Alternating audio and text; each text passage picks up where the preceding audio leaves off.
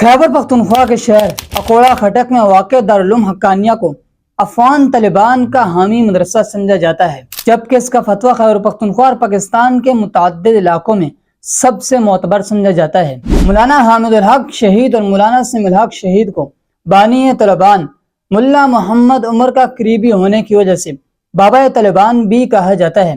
وہ بھی پراسرار طریقے سے شہید کر دیے گئے تھے۔ واضح رہے کہ اس سے قبل بھی پاکستان کے متعدد علاقوں میں جمعیت علماء اسلام کے کارکنوں کو افغان طالبان کا حامی ہونے کی وجہ سے نشانہ بنایا جاتا رہا، جس کی ذمہ داری داعش قبول کرتی آ رہی ہے۔ افغان طالبان کے ادارے المرصاد کے مطابق داعش کے ٹھکانے بلوچستان اور خیبر پختونخوا کے کئی علاقوں میں پاکستانی فوج کے کنٹرول والے علاقوں میں موجود ہیں، جہاں بھرتی ہونے والوں کو ہدایات اور ٹریننگ دی جاتی ہیں۔